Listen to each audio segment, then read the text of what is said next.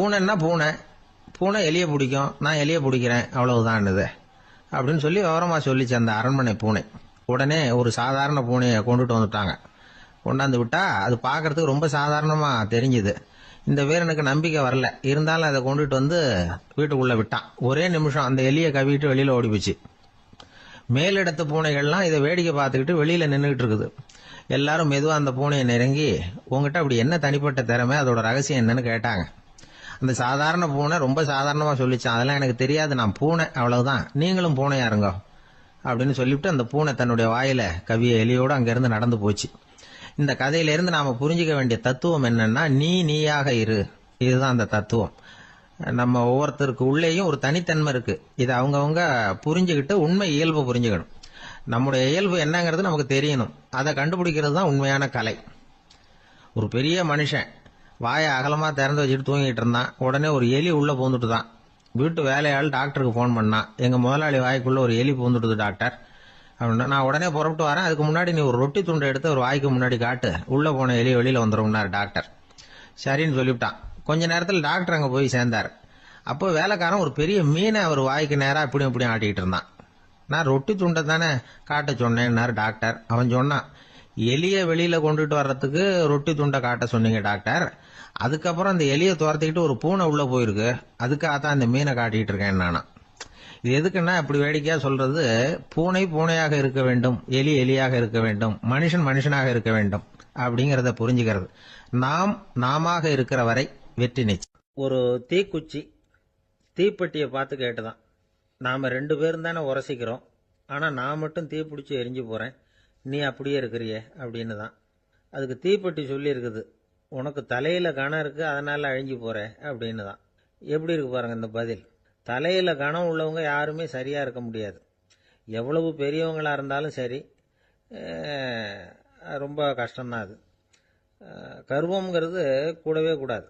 இதை விளக்கறதுக்கு மகான் ஒருத்தர் ஒரு சம்பவத்தை சொல்றார். அர்ஜுனன் தீர்த்த யாத்திரை பண்ணானா. அப்போ தென்னிந்தியாவுக்கு வந்திருக்கிறான். ராமேஸ்வரத்துக்கு போனப்போ அங்க இலங்கைக்கு கல்லுலாம் அடுக்கி போடப்பட்டிருந்த பாலத்தை பார்த்தானா. ஒரு சின்ன குரங்கு அதுக்கு பக்கத்துல விளையாடிட்டு இருந்திருக்கு. அதை பார்த்துட்டு அர்ஜுனன் சிரிச்சிருக்கான்.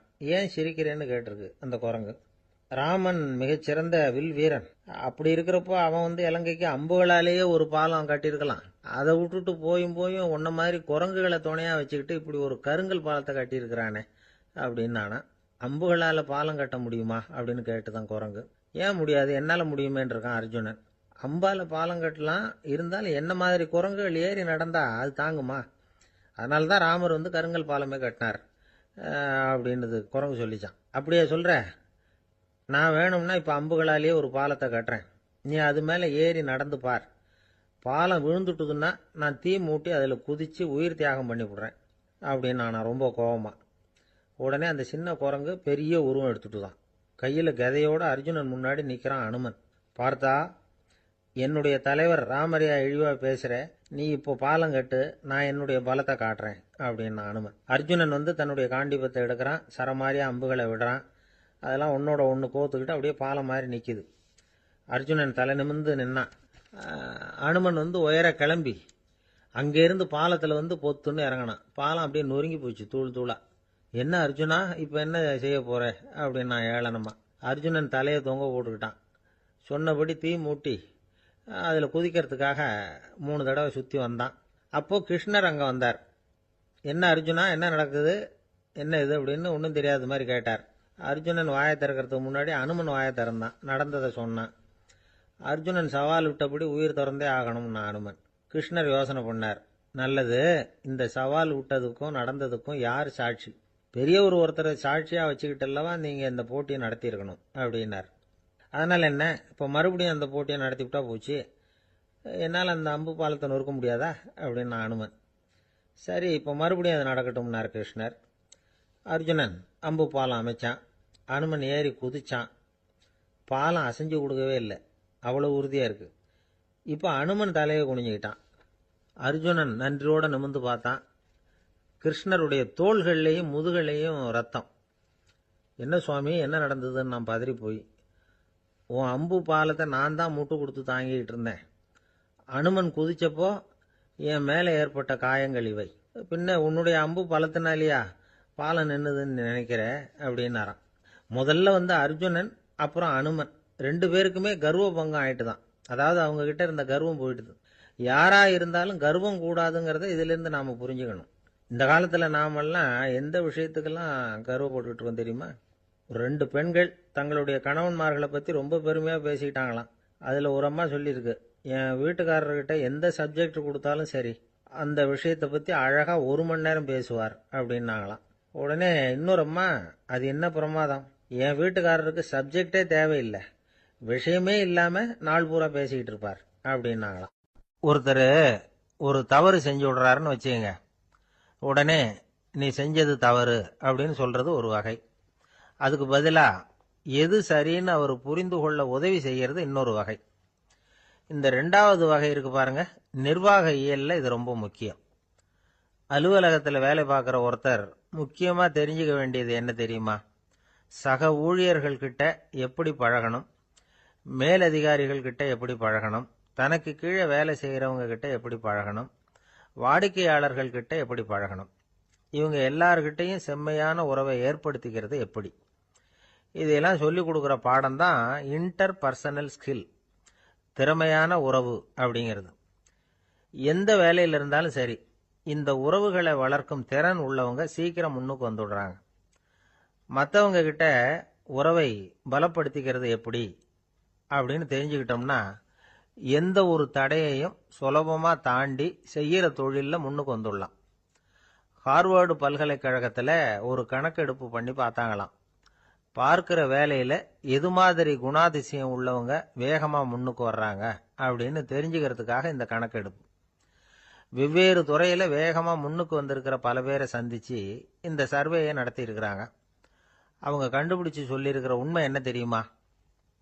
ஒருத்தர் ஒரு வேலையில இருந்தா அது சம்பந்தப்பட்ட சப்ஜெக்ட் பற்றிய அறிவு 35% இருந்தா போதுமா. ஆனா உறவுகளை வளர்க்கக்கூடிய திறன், இன்டர் பர்சனல் ஸ்கில் 65% வேணும். இப்படி உள்ளவங்க சீக்கிரம் முன்னுக்கு வந்துடுறாங்களாம். அதனால ஒருத்தருக்கு வேலை சரியா புரியலைன்னா கூட விவரமா மற்றவங்க கிட்ட பழகிறது எப்படின்னு புரிஞ்சா போதும், அவர் முன்னுக்கு வந்துடலாம். அலுவலகங்களில் மட்டும் இல்லை, எல்லா இடங்கள்லையும் இது ரொம்ப முக்கியம். வீட்டுக்குள்ளேயும் இது ரொம்ப முக்கியம், வீட்டுக்கு வெளியேயும் இது முக்கியம். அடுத்தவங்க கிட்ட பழகிறது எப்படிங்கிறத தெரிஞ்சுக்காதவன் வாழ்க்கையில முன்னேற முடியாது. இன்னைக்கு ஆயுதங்களால காயப்படுத்தி கொள்ளுகிறவர்களை விட வார்த்தைகளால காயப்படுத்தி கொள்ளுகிறவர்கள் தான் அதிகம். பெரியவங்க என்ன சொல்றாங்க தெரியுமா? நீங்க இந்த பூமியில பிறந்ததன் அர்த்தம் பூர்த்தி ஆகணும்னா அடுத்தவங்களுக்கு உதவி பண்ணுங்க.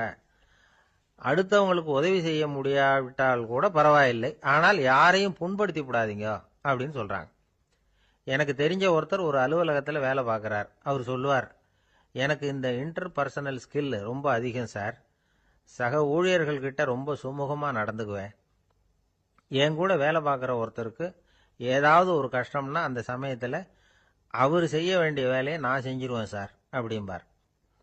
நான் அவர்கிட்ட சமீபத்தில் அப்படி ஏதாவது செஞ்சுருக்கீங்களா அப்படின்னு கேட்டேன். செஞ்சுருக்கேன் சார், போன வாரம் புதன்கிழமை ஆஃபீஸில் என் பக்கத்து சீட்டுக்காரருக்கு வயிற்று வலி, உடனே நான் மெடிக்கல் லீவ் போட்டுட்டு எங்கள் வீட்டுக்கு போயிட்டேன் சார் அப்படின்னார். காசி மாநகரத்தை பிரம்மதத்தன் அப்படிங்கிற ராஜா ஆட்சி பண்ணிட்டு வந்தார்.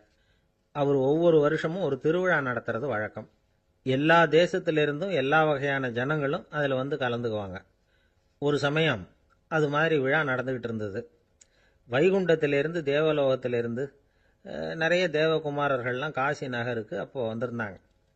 அதில் முக்கியமாக ஒரு 4 தேவகுமாரர்கள், அந்த 4 பேரையும் சுற்றி ஏகப்பட்ட கூட்டம். அப்படி என்ன விசேஷம் அவங்கக்கிட்ட அப்படின்னா, மற்றவங்களை விட அவங்க முகம் அழகாக இருந்ததா அப்படி பார்த்தா அப்படியும் இல்லை. அவங்க அணிஞ்சிருந்த மலர் மாலைகள் தான் அதுக்கு காரணமா. அந்த மலர்கள்லேருந்து அப்படி ஒரு அபூர்வமான நறுமணம், இதுக்கு முன்னாடி இப்படி ஒரு நறுமணத்தை அந்த ஊர் ஜனங்க அனுபவிச்சதே இல்லை. அதுதான் அந்த 4 பேரையும் சுற்றி கூட்டம். எல்லாரும் கேள்வி கேட்க ஆரம்பித்தாங்க. உடனே அந்த 4 தேவகுமாரர்களும் எல்லாருக்கும் தெரியும்படியாக வானத்தில் எழும்பி கொஞ்சம் உயரமாக நின்றுக்கிட்டாங்க. கீழே நின்றுக்கிட்டு இருந்த அரசன்லேருந்து ஆண்டி வரைக்கும் ஒருத்தர் பாக்கி இல்லாமல் ஒரே குரலில் எல்லாரும் அவங்கள பார்த்து, எங்களுக்கும் இது மாதிரி மாலையை போட்டுக்கணும்னு ஆசையாக இருக்குது, அதுக்கு நீங்கள் தான் அருள் பண்ணணும் அப்படின்னு கேட்டுக்கிட்டாங்க. மாலை போட்டுக்கிறதுனா எல்லாருக்கும் ஆசையாக தானே இருக்கும். அந்த 4 தேவகுமாரர்களில் ஒருத்தர் புத்தர் பிரான்.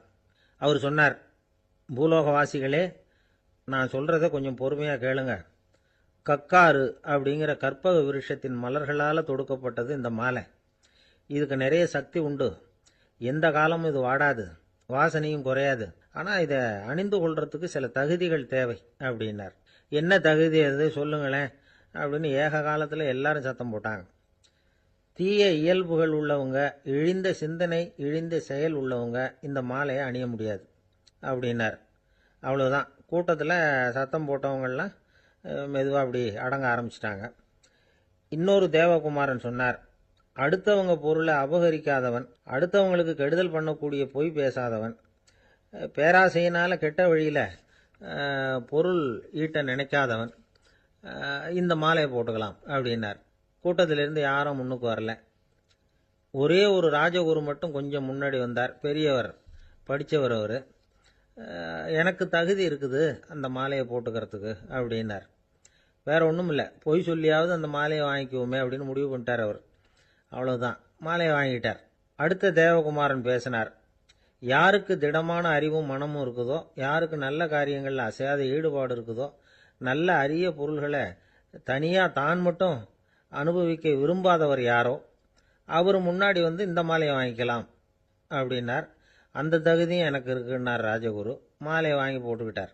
இன்னொரு ராஜகுமாரன் பேச ஆரம்பித்தார். அறநெறியில் செல்வம் சேர்க்கணும், ஆடம்பர பொருள்களுக்கு அடிமையாகக்கூடாது, வெற்றி அடைஞ்சாலும் கர்வம் வரக்கூடாது, அப்படிப்பட்டவங்க இந்த மாலையை போட்டுக்கலாம்னார். துணிஞ்சு பொய் சொல்லி அதையும் வாங்கி கழுத்தில் போட்டுக்கிட்டார் இந்த ராஜகுரு. இன்னொரு ராஜகுமாரன் சொன்னார், சான்றோர்களை நிந்திக்காதவங்க, புறம் பேசாதவங்க இந்த மாலையை போட்டுக்கலாம்னார். அதையும் வாங்கி போட்டுக்கிட்டார். திருவிழா முடிஞ்சுது, எல்லாரும் திரும்பி போயிட்டாங்க. மறுநாள் ராஜகுரு 4 மாலைகளையும் போட்டுக்கிட்டு ராஜசபைக்கு வரார். வந்தவர் ரொம்ப அவஸ்தையோடு வர்றார். மாலையெல்லாம் வாடி போயிட்டுது, வாசனை எதுவும் கிடையாது. அது மட்டும் இல்லை, அவருக்கு கடுமையான தலைவலி வேற வந்துட்டுது. துடிச்சு போயிட்டார். மாலையை கழட்டவும் முடியல. ஜனங்கள்லாம் அவரை பார்த்து சிரிக்க ஆரம்பிச்சிட்டாங்க. என்னத்துக்கு ஆசைப்படணும், ஏன் இப்படி கஷ்டப்படணும் அப்படின்னு. ராஜா பார்த்தார். மறுபடியும் விழாவுக்கு ஏற்பாடு பண்ணினார். தேவகுமாரர்கள்லாம் வந்தாங்க. ராஜகுரு வந்தார். மக்கள் முன்னிலையில் அவங்க காலில் விழுந்தார், மன்னிப்பு கேட்டுக்கிட்டார். இந்த மாலையை போட்டுக்கிற தகுதி எனக்கு இல்லை. தகுதி இல்லாத ஒருத்தன் தகாத தகுதியை பொய் மூலம் பெறணும்னு ஆசைப்படுறாங்களே, அவங்களுக்கெல்லாம் என்னுடைய தண்டனை ஒரு எச்சரிக்கையாக இருக்கட்டும்னார். அதுக்கப்புறம் தேவகுமாரர்கள் அவர் கழுத்தில் இருக்கிற மாலையை கழட்டினாங்களாம். அந்த மாலைகளும் பழையபடி மனம் கொடுக்க ஆரம்பிச்சுட்டு தான். இதுலேருந்து நாம் தெரிஞ்சுக்க வேண்டியது என்னென்னா, நமக்கு தகுதி இல்லாத ஒரு கௌரவம் நம்மக்கிட்ட தானாக வந்தால் கூட அதை தவிர்த்து விடுறது தான் நல்லது. அதுதான் புத்திசாலித்தனம். ஒருத்தர் வந்தார், சார் எங்கள் இலக்கிய மன்ற விழாவுக்கு நீங்கள் தலைமை தாங்கணும்னார். உடனே இவர் சொன்னார், பேச்சாளர், சார் இலக்கியத்தை பற்றி பேசுகிற தகுதி எனக்கு இல்லையே அப்படின்னார். உடனே அவர் கூப்பிட வந்தவர் சொன்னார், அந்த தகுதி உங்களுக்கு இல்லைங்கிறது எங்களுக்கும் தெரியும் சார், அதனால தான் உங்களை தலைமை தாங்க கூப்பிடுறேன் அப்படின்னார். அது சரி, தலைமைன்னா அதுக்கு இவர் என்னதான் அர்த்தம் பண்ணுறாருன்னு தெரியல. ஒரு தடவை நாரதர் ஒரு தெரு வழியாக போய்கிட்டு இருந்தார். வழியில் ஒருத்தர் வேத சாஸ்திரம்லாம் படிச்சுக்கிட்டு உட்காந்துருந்தார். அவர் நாரதரை பார்த்து எங்கே போயிட்டு இருக்கிறீங்கன்னு கேட்டார். கடவுளை பார்த்துட்டு வரலாம்னு போயிட்டு இருக்கிறேன் அப்படின்னார் நாரதர். அப்படின்னா அவர்கிட்ட எனக்கு எப்போ முக்தி கிடைக்கும்னு கேட்டுட்டு வாங்களேன் அப்படின்னார் இவர். சரி, கேட்டு வரேன் அப்படின்னு சொல்லிவிட்டு நாரதர் நடந்தார். கொஞ்ச தூரத்தில் ஒரு மரத்தடியில் ஒரு தொழிலாளி செருப்பு தைச்சிக்கிட்டு உட்காந்துருந்தார். அந்த ஆளும் அதே மாதிரி கேட்டுக்கிட்டார். எனக்கு எப்போ முக்தி கிடைக்கும்னு கடவுள்கிட்ட கேட்டுக்கிட்டு வாங்களேன்னார். அவர்கிட்டையும் சரின்னு சொல்லிவிட்டு நாரதர் நேராக வைகுண்டத்துக்கு வந்து சேர்ந்தார். கடவுளை பார்த்தார். இவங்க 2 பேரும் சொல்லி அனுப்பின விஷயத்தை பற்றி கேட்டார். அதுக்கு கடவுள் சொன்னார், அந்த செருப்பு தைக்கிற தொழிலாளி உடல் நீத்ததும் உடனே என்னை அடைவான். ஆனால் அந்த சாஸ்திரம் படித்த ஆள் இப்போதைக்கு என்கிட்ட சேர மாட்டான். அவன் இன்னமும் பல பிறவிகள் எடுத்து அங்கேயே இருக்க வேண்டியிருக்குது. எப்போ இங்கே சேருவான்னு எனக்கே தெரியாது அப்படின்னார். நாரதருக்கு இதோட ரகசியம் என்னங்கிறது புரியல. எனக்கு ஒன்றும் புரியலையேன்னாரான் கடவுள்கிட்ட. சீக்கிரம் புரிஞ்சுக்குவேன், நீ திரும்பி போகிறப்போ நான் இங்கே வைகுண்டத்தில் என்ன செஞ்சுக்கிட்டு இருக்கேன்னு கேட்டால், ஒரு ஊசியின் துவாரத்தில் ஒரு யானையை கோத்துக்கிட்டு இருக்கிறேன்னு அவங்கக்கிட்ட சொல்லு அப்படின்னார் கடவுள் சிரிச்சுக்கிட்டே. நாரதர் பூமிக்கு திரும்பினார். கடவுளை பார்த்தீங்களா, எப்படி இருக்கார் அப்படின்னு விசாரித்தார் வேத சாஸ்திரம் படித்தவர். ஓ பகவானா, அவர் யானையை ஊசியின் காதுல நுழைச்சிக்கிட்டு இருக்கிறார் பார்த்தேன்னார் நாரதர். ஊசி காதுல யானையா? அது எப்படி முடியும்? நீங்க சொல்றத நான் நம்ப மாட்டேன்னு விட்டார் அவரு. சரி, இந்த ஆளுக்கு இறைவன் பேர்ல நம்பிக்கை இல்லை அப்படிங்கறத நாரதர் புரிஞ்சுக்கிட்டார். அடுத்தபடியா அந்த தொழிலாளி இருந்த இடத்துக்கு போனார். இறைவனை பார்த்தீங்களான்னு கேட்டார் அவரு. பார்த்தேன், ஒரு ஊசி துவாரத்துல யானையை கோத்துக்கிட்டு இருந்தார் அப்படின்னு சொல்லிவிட்டு நாரதர் அந்த ஆள் முகத்தை கவனிச்சார். அந்த தொழிலாளி இதை கேட்டுட்டு கொஞ்சம் கூட ஆச்சரியப்படல. அவரால் முடியாத காரியம் கூட உண்டானார். என்ன இப்படி சொல்ற? ஊசியின் துவாரத்துல யானையை கோக்க முடியும்னு நீ நம்புறியா அப்படின்னு கேட்டார் நாரதர். நிச்சயமா நம்புறேன்னார் அவர். அது எப்படி அப்படின்னு கேட்டார் இவர். இதை பாருங்க, நான் இந்த ஆலமரத்தடியில தான் தினமும் உட்காந்துருக்கிறேன். தினமும் இந்த மரத்துல இருந்து எவ்வளவோ பழம் கீழே விழுது. இந்த பழத்துல இருக்கிற ஒவ்வொரு விதையிலேயும் உள்ள ஒரு ஆலமரம் இருக்குது. ஒரு சின்ன விதைக்குள்ள ஒரு பெரிய ஆலமரம் இருக்க முடியுங்கிறப்ப ஊசி துவாரத்துல கடவுள் யானையை நுழைய வச்சாருங்கிறத ஒத்துக்கிறதுல என்ன கஷ்டம் இருக்கு அப்படின்னு ரொம்ப சர்வசாதாரணமா பதில் சொன்னாராம் அந்த தொழிலாளி. நாரதர் யோசனை பண்ணார். இந்த தொழிலாளி வேத சாஸ்திரங்களை எல்லாம் படிக்கலைன்னா கூட அறிவுபூர்வமா சிந்திச்சு இறைவனை நம்புறான். அதனாலதான் கடவுள் இந்த ஆளுக்கு சீக்கிரம் முக்தி கிடைக்கும்னு சொன்னார் அப்படிங்கிறத புரிஞ்சுக்கிட்டாராம். இந்த கதையில வர்ற கடவுள், நாரதர், வைகுண்டம் இதெல்லாம் ஒரு பக்கம் இருக்கட்டும், ஒரு சின்ன விதைக்குள்ள ஒரு பெரிய ஆலமரம் தூங்கிக்கிட்டு இருக்கு அப்படிங்கிற உண்மை, அந்தரத்துல 1000 கிரகங்கள் சுத்திக்கிட்டு இருக்குங்கிற உண்மை, இதெல்லாம் நாம பார்த்துக்கிட்டு தானே இருக்கிறோம். இந்த உண்மைகள் அதிசயமா நமக்கு தெரியறதுனால அதை நம்பாம இருந்துட முடியாது. இயற்கையை பரிபூர்ணமாக நம்புங்கள், அந்த நம்பிக்கையே நம்ம வாழ்க்கைக்கு ஆதாரம் அப்படிங்கிறத விளக்கறதுக்காக தான் இந்த கதை. இந்த காலத்துல நம்ம பிள்ளைங்களுக்கெல்லாம் இது மாதிரி நம்பிக்கை அதிகமாவே இருக்குது. ஒரு நாள் ஒரு சின்ன பையன் கிட்ட கேட்டேன், ஏன்பா கடவுள் ஒரு பானைக்குள்ள ஒரு யானையை நுழைய வச்சுட்டாருன்னு சொன்னா அதை நீ நம்புவியா அப்படின்னு கேட்டோம். நம்புவேன் சார், அது ஒன்றும் பெரிய அதிசயம் இல்லைன்னா. எப்படிறான்னு கேட்டோம். எப்படின்னா அந்த பானை அந்த யானையை விட பெருசா இருந்திருக்கும், அவ்வளவுதான் அப்படின்னு சொல்றான். ஏங்க எங்க போயிட்டு வரீங்க அப்படின்னு கேட்டேன். எனக்கு வேண்டப்பட்ட ஒருத்தரை பார்த்து. ஆஸ்பத்திரிக்குன்னார். எந்த ஆஸ்பத்திரிக்குன்ன? மாட்டு ஆஸ்பத்திரிக்குன்னார். என்ன விஷயம்னு? மாமனாருக்கு உடம்பு சரியில்லை, அதுதான் மாட்டு ஆஸ்பத்திரிக்கு போயிட்டு வரேன்னார். அட பாவி, அதுக்கு அந்த ஆஸ்பத்திரிக்கா போவாங்க அப்படின்னு ஆச்சரியமா. அட அது இல்லப்பா, முதல்ல எங்க குடும்ப டாக்டர் தான் தேடிக்கிட்டு போனேன். அவர் அந்த நேரத்துல அவர் வளர்க்குற நாய்க்குட்டிக்கு உடம்பு சரியில்லைன்னு சொல்லி அதை தூக்கிக்கிட்டு மாட்டு ஆஸ்பத்திரிக்கு போயிட்டாராம் சொன்னாங்க. அதனால அங்க போய் அவரை சந்திச்சு விஷயத்தை சொல்லிவிட்டு வர்றேன்னார். அப்புறம் தான் எனக்கு கொஞ்சம் நிம்மதியா இருந்தது. பொதுவா நமக்கு தெரிஞ்ச வரையில டாக்டர்கள் 2 வகை. நமக்கு வைத்தியம் பண்ற டாக்டர்கள் ஒரு வகை, நம்ம கிட்ட இருக்கிற ஆடு மாடு கோழிக்கு வைத்தியம் பண்ற டாக்டர்கள் ஒரு வகை. இப்பதான் எனக்கு தெரியும் இன்னொரு வகையான டாக்டர்களும் உண்டுங்கிறது. அது யாருன்னா பூச்சிகளுக்கு வைத்தியம் பண்ற டாக்டர்கள், அதாவது பூச்சி டாக்டர்கள். வெளிநாடுகளில் அப்படிலாம் கூட சில பேர் இருக்கிறாங்க. பிரிட்டன்ல யார்க்ஷயர் வட்டாரத்துல ராதர்ஹாம் அப்படின்னு ஒரு ஊர். அங்க ஒரு விலங்கியல் மருத்துவர், பேரு டாக்டர் லான்ஸ் ஜெப்சன். அவர் ஆஸ்பத்திரி வாசல்ல பாத்தீங்கன்னா தினமும் நிறைய பேர் நின்றுட்டு இருப்பாங்க. கையில கண்ணாடி குடுவை, தகர டப்பா இப்படி ஏதாவது இருக்கும்.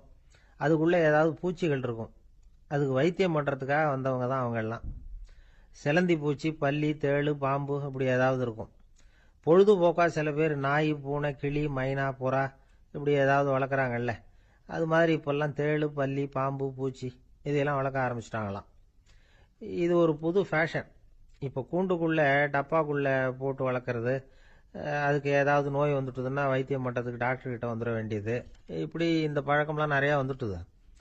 ரத்தம் உறிஞ்சிற அட்டைகள் கூட இவங்க கிட்ட வைத்தியத்துக்கு வருதான். சிலந்திகள்ல செங்கால் சிலந்தின்னு ஒரு வகை. மத்திய அமெரிக்க காடுகள்ல இது அதிகம். சிலந்திகள்லயே ரொம்ப விலை உசந்தது இந்த ரகம்தான். கால்கள்ல சிவப்பு கோடுகள் இருக்கும். இந்த இனம் இப்போ குறைஞ்சிக்கிட்டே வர்றதுனால சர்வதேச விதிகளின்படி இவற்றின் ஏற்றுமதி இறக்குமதிக்கு தடை விதிக்கப்பட்டிருக்குது. அதனால இதை வளர்க்குறவங்க வீட்டுக்குள்ளேயே இனவிருத்தி மூலமா பெருக்கி விற்பனை பண்ணிட்டு வராங்களாம். அந்த வகை சிலந்திகள் தான் இப்போ வைத்தியத்துக்கு அதிகமாக வருதான். சரி, இதுக்கெல்லாம் எப்படி வைத்தியம் பண்றாங்க? முதல்ல அதை குளிர்பதன பெட்டியின் வழுவழுப்பான சுவரில் விட்ட உடனே அதெல்லாம் மெதுவா இறங்கி வரும். அப்போ அதன் நோயை கண்டுபிடிக்கிறது சுலபம். அப்புறம் அதுக்கு கிருமிகளை கொல்லக்கூடிய மருந்துகளையோ வலி நிவாரண மருந்துகளையோ கொடுப்பாங்க. கால் உடைஞ்ச சிலந்திகளுக்கு பசையை கொண்டு ஆப்ரேஷன் பண்ணுவாங்க. சில சிலந்திகளுக்கு உடைஞ்ச காலை எடுத்துட்டா புதிய கால் வளர்ந்துரும். சிலந்திகளை மனிதர்கள் கையில் எடுக்கிறப்போ அது பயந்து போய் கீழே குதிக்குது, அதனால கால் உடஞ்சி விடுது. இல்லைன்னா வயிறு சேதமடையுது. அந்த நிலைமையில வர்ற சிலந்திகளுக்கு மயக்க மருந்து கொடுத்து ஆபரேஷன்லாம் கூட பண்றாங்களாம். பாத்தீங்களா பூச்சிகளுக்கு வந்த வாழ்வே. நம்ம ஊர்லயும் வீடுகளில் பூச்சிகள் வளர்க்கறது உண்டு. ஒருத்தர் வந்தார், எனக்கு 3000 கரப்பாம்பூச்சி அவசரமா தேவைப்படுது, எங்க கிடைக்கும்னு கேட்டார். கரப்பாம்பூச்சியா, அது என்னத்துக்குன்னு கேட்டோம். அது வேற ஒண்ணுமில்ல, நான் குடியிருக்கிற வாடகை வீட்டை காலி பண்ண போறேன். வீட்டு சொந்தக்காரர் என்ன சொல்றாருன்னா, இந்த வீட்டுக்கு நான் குடி வந்தப்போ எப்படி இருந்ததோ அதே நிலைமையில விட்டுட்டு போகணும்னு வீட்டுக்காரர் சொல்லியிருக்கிறார், அதனால தான் கேட்டேன் அப்படின்னார். ஜவஹர்லால் நேரு பிரதமரா இருந்த சமயம் அவர் ஒரு தடவை சென்னைக்கு வந்திருக்கிறார். இங்கே சில முக்கிய நிகழ்ச்சிகள்ல கலந்துக்கிறதுக்காக வந்திருந்தார். ஆளுநர் மாளிகையில ஒரு நாள் ராத்திரி தங்கி மறுநாள் புதுடெல்லி புறப்படுறதாக ஏற்பாடு. நிகழ்ச்சியில எல்லாம் முடிச்சுக்கிட்டு ஆளுநர் மாளிகையில தங்கி இருக்கிறார். அன்றைக்கு இரவு படிக்கிறதுக்கு ஒரு முக்கியமான புத்தகம் அவருக்கு தேவைப்பட்டது. அந்த சமயத்துல உலக அளவுல ஒரு முக்கியமான பொருளாதாரம் சம்பந்தமான ஒரு புத்தகம் வெளியாகி இருக்கிற விஷயம் அவருக்கு தெரியும். அந்த புத்தகம் மெட்ராஸுக்கு வந்திருக்குமா, அது இங்க கிடைக்குமா அப்படின்னு விசாரிச்சிருக்கிறார் நேருஜி. அவர் இப்படி கேட்ட உடனே அங்க இருந்தவங்க எல்லாம் ரொம்ப பரபரப்பா செயல்பட ஆரம்பிச்சுட்டாங்க. முக்கியமான இடங்கள்ல எல்லாம் விசாரிச்சிருக்கிறாங்க, அந்த புத்தகம் உங்ககிட்ட இருக்கான்னு. சென்னையில உள்ள கன்னிமாரா நூல் நிலையத்துக்கு எப்படியும் அந்த புத்தகம் வந்திருக்கணும் அப்படின்னு ஒரு நம்பிக்கை. அங்க விசாரிச்சாங்க. அந்த புத்தகம் 2 நாளைக்கு முன்னாடி தான் அங்க வந்திருக்குது அப்படிங்கிற விஷயம் தெரிஞ்சுது. உடனே எல்லாரும் அங்க ஓடினாங்க.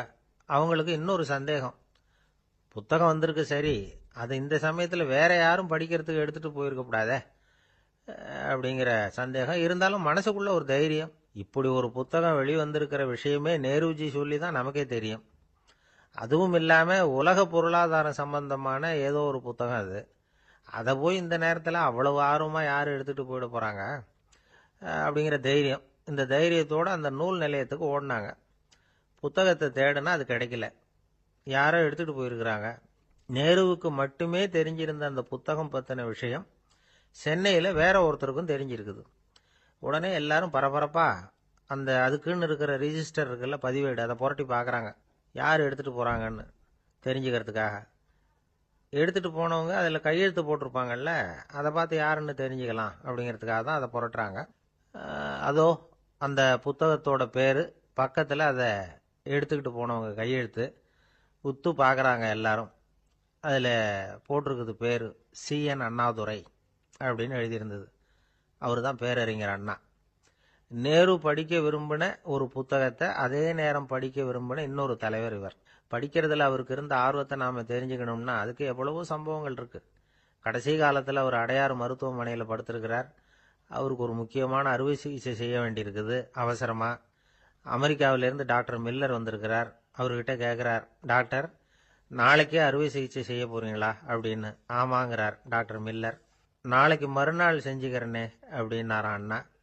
ஏன் ஏதாவது நாள் பாக்குறீங்களான்னு கேட்டிருக்கார். இல்ல, ஒரு புத்தகத்தை படிச்சுக்கிட்டு இருக்கிறேன், அதை நாளைக்குள்ள முடிச்சிருவேன், அதுக்கப்புறம் நான் இறந்தாலும் கவலை இல்லை அப்படின்னாராம் இவர். அவர் தான் அறிஞர் அண்ணா. சங்ககால நூல்கள்ல இருந்து சமீபத்துல வந்த நூல்கள் வரைக்கும் எல்லாம் அவர் படிச்சிருக்கிறார். ஒரு திருமண விழாவில் அவர் பேசும்பொழுது சொன்ன விஷயம் இது. சங்க காலத்துல காதலியை மணக்க விரும்புகிறவனுக்கு அவனுடைய தந்தை வீர சோதனைகள்லாம் வைப்பாரு. போய் புலிப்பல்லு கொண்டுகிட்டு வா, அப்போதான் என் பொண்ணை கொடுப்பேன் அப்படின்னு சொல்லுவார். காதலன் உடனே காட்டுக்கு போவான், ஒரு புலியை கொன்று அதனுடைய பல்ல கொண்டுகிட்டு வருவான். அதை வீர பதக்கத்துல பதிச்சு அவனுக்கு மாமனார் சூட்டுவார் கல்யாண சமயத்துல. இப்போலாம் காதலன் கிட்ட அப்படி சொல்ல முடியாது. இப்போலாம் காதலன் கிட்ட காட்டுக்கு போய் புலிப்பல் கொண்டுகிட்டு வான்னு யாராவது சொன்னா புலிதான் மாப்பிள்ளையா வந்து சேரும் அப்படின்னார். ஐயா, உங்க பேரை தொடர்ந்து தினம் கேட்டுக்கிட்டு இருக்கிறேன் அப்படின்னார் ஒருத்தர். தொடர்ந்து கேட்கறீங்களே, உங்களுக்கு காது வலிக்கலையா அப்படின்னு கேட்டோம். பேசுற உங்களுக்கே வாய் வலிக்கல அப்படிங்கிறப்போ கேட்கிற எங்களுக்கு எப்படி காது வலிக்கும் அப்படின்னார். நம்ம உடம்புல ஒரு அதிசயம் என்ன தெரியுமா? ரொம்ப நேரம் நாம நடக்கிறோம்னு வச்சுக்கோங்க, கால் வலிக்கும். ரொம்ப நேரம் வேலை செஞ்சா கை வலிக்கும், உடம்பு வலிக்கும். ரொம்ப நேரம் பார்த்துக்கிட்டே இருந்தா கண்ணு வலிக்கும். ரொம்ப நேரம் பேசிக்கிட்டே இருந்தா வாய் கூட வலிக்கும். ஆனா ரொம்ப நேரம் கேட்டுக்கிட்டே இருக்கிறதுனால காது வலிக்கிறது இல்லை. அதனால கேட்கறதுக்கு முக்கியத்துவம் கொடுத்தாங்க நம்ம பெரியவங்க. திருவள்ளுவர் தேவையில்லாம வார்த்தைகளை உபயோகப்படுத்த மாட்டார். ஒரு திருக்குறள்னு எடுத்துக்கிட்டாவே அதுல மொத்தம் 7 வார்த்தைகள், அவ்வளவுதான். அப்படி 7 வார்த்தைகள் மட்டுமே உள்ள ஒரு திருக்குறள்ல வள்ளுவர் ஒரே வார்த்தையை 5 தடவை உபயோகப்படுத்தி இருக்கிறார், திரும்ப திரும்ப பயன்படுத்தி இருக்கிறார். அப்படின்னா அதை எந்த அளவுக்கு வலியுறுத்தி சொல்றார் அப்படிங்கிறத நாம புரிஞ்சுக்கணும். அது என்ன குறள்? செல்வத்துள் செல்வம் செவிச்செல்வம், அச்செல்வம் செல்வத்துள் எல்லாம் தலை. செவிச்செல்வம்ங்கிறது அவ்வளவு முக்கியமானது. கற்றலின் கேட்டல் நன்று. அதிகம் கேட்கணுங்கிறதுக்காகத்தான் எவ்வளவு கேட்டாலும் காது வலிக்கிறது இல்லை. குறைச்சலா பேசணும், அதிகமா கேட்கணும். இன்னொரு விஷயம் கவனிங்க. நம்ம உடம்புல கண்ணுக்கு மூடி இருக்குது, எதையாவது நாம பார்க்க விரும்பலைன்னா உடனே கண்ணை மூடிக்கலாம். நம்ம வாய்க்கு மூடி இருக்குது, பேச விருப்பம் இல்லையா, வாயை மூடிக்கலாம். மூக்குக்கு கூட மூடிக்கிற வசதி இருக்குது, எதையாவது முகர விருப்பம் இல்லையா, மூச்சை அடக்கிக்கலாம். ஆனால் பாருங்க, காதுக்கு மூடி கிடையாது. அதை கையால் தான் மூட முடியும். யார் என்ன சொன்னாலும் அது நல்லதோ கெட்டதோ காதில் விழுந்துக்கிட்டு தான் இருக்கும். அறிவு தான் நல்ல விஷயங்களை எடுத்துக்கிட்டு கெட்ட விஷயங்களை விட்டுடணும்.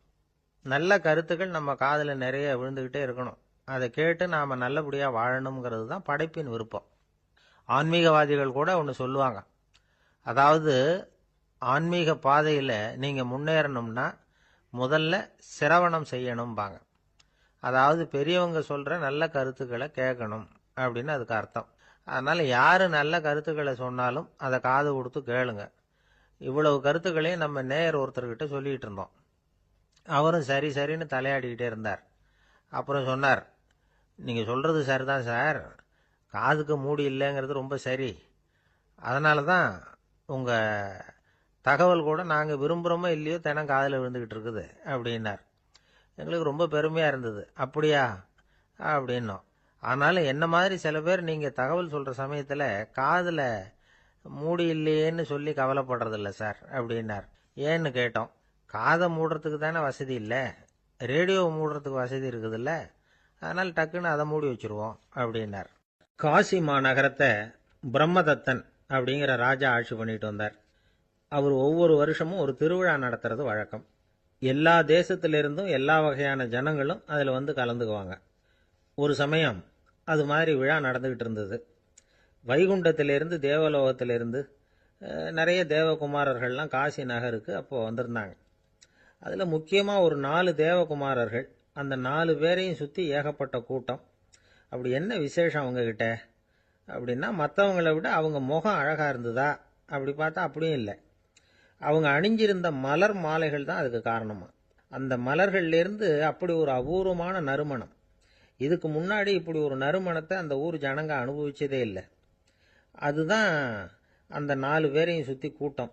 எல்லாரும் கேள்வி கேட்க ஆரம்பித்தாங்க. உடனே அந்த 4 தேவகுமாரர்களும் எல்லாருக்கும் தெரியும்படியாக வானத்தில் எழும்பி கொஞ்சம் உயரமாக நின்றுக்கிட்டாங்க. கீழே நின்றுக்கிட்டு இருந்த அரசன்லேருந்து ஆண்டி வரைக்கும் ஒருத்தர் பாக்கி இல்லாமல் ஒரே குரலில் எல்லாரும் அவங்கள பார்த்து, எங்களுக்கும் இது மாதிரி மாலையை போட்டுக்கணும்னு ஆசையாக இருக்குது, அதுக்கு நீங்கள் தான் அருள் பண்ணணும் அப்படின்னு கேட்டுக்கிட்டாங்க. மாலை போட்டுக்கிறதுனா எல்லாருக்கும் ஆசையாக தானே இருக்கும். அந்த 4 தேவகுமாரர்களில் ஒருத்தர் புத்தர் பிரான். அவர் சொன்னார், பூலோகவாசிகளே, நான் சொல்கிறத கொஞ்சம் பொறுமையாக கேளுங்க. கக்காரு அப்படிங்கிற கற்பக விருஷத்தின் மலர்களால் தொடுக்கப்பட்டது இந்த மாலை. இதுக்கு நிறைய சக்தி உண்டு. எந்த காலமும் இது வாடாது, வாசனையும் குறையாது. ஆனால் இதை அணிந்து கொள்றதுக்கு சில தகுதிகள் தேவை அப்படின்னார். என்ன தகுதி அது சொல்லுங்களேன் அப்படின்னு ஏக காலத்தில் எல்லாரும் சத்தம் போட்டாங்க. தீய இயல்புகள் உள்ளவங்க, இழிந்த சிந்தனை இழிந்த செயல் உள்ளவங்க இந்த மாலையை அணிய முடியாது அப்படின்னார். அவ்வளோதான். கூட்டத்தில் சத்தம் போட்டவங்கள்லாம் மெதுவாக அப்படி அடங்க ஆரம்பிச்சிட்டாங்க. இன்னொரு தேவகுமாரன் சொன்னார், அடுத்தவங்க பொருளை அபகரிக்காதவன், அடுத்தவங்களுக்கு கெடுதல் பண்ணக்கூடிய பொய் பேசாதவன், பேராசையினால் கெட்ட வழியில் பொருள் ஈட்ட நினைக்காதவன் இந்த மாலையை போட்டுக்கலாம் அப்படின்னார். கூட்டத்திலிருந்து யாரும் முன்னுக்கு வரல. ஒரே ஒரு ராஜகுரு மட்டும் கொஞ்சம் முன்னாடி வந்தார். பெரியவர், படித்தவர். அவர், எனக்கு தகுதி இருக்குது அந்த மாலையை போட்டுக்கிறதுக்கு அப்படின்னார். வேற ஒன்றும் இல்லை, பொய் சொல்லியாவது அந்த மாலையை வாங்கிக்குவோமே அப்படின்னு முடிவு பண்ணிட்டார் அவர். அவ்வளோதான், மாலையை வாங்கிட்டார். அடுத்த தேவகுமாரன் பேசினார். யாருக்கு திடமான அறிவும் மனமும் இருக்குதோ, யாருக்கு நல்ல காரியங்களில் அசையாத ஈடுபாடு இருக்குதோ, நல்ல அரிய பொருள்களை தனியாக தான் மட்டும் அனுபவிக்க விரும்பாதவர் யாரோ அவர் முன்னாடி இந்த மாலையை வாங்கிக்கலாம் அப்படின்னார். அந்த தகுதியும் எனக்கு இருக்குன்னார் ராஜகுரு. மாலையை வாங்கி போட்டுக்கிட்டார். இன்னொரு ராஜகுமாரன் பேச ஆரம்பித்தார். அறநெறியில் செல்வம் சேர்க்கணும், ஆடம்பர பொருள்களுக்கு அடிமையாகக்கூடாது, வெற்றி அடைஞ்சாலும் கர்வம் வரக்கூடாது, அப்படிப்பட்டவங்க இந்த மாலையை போட்டுக்கலாம்னார். துணிஞ்சு பொய் சொல்லி அதையும் வாங்கி கழுத்தில் போட்டுக்கிட்டார் இந்த ராஜகுரு. இன்னொரு ராஜகுமாரன் சொன்னார், சான்றோர்களை நிந்திக்காதவங்க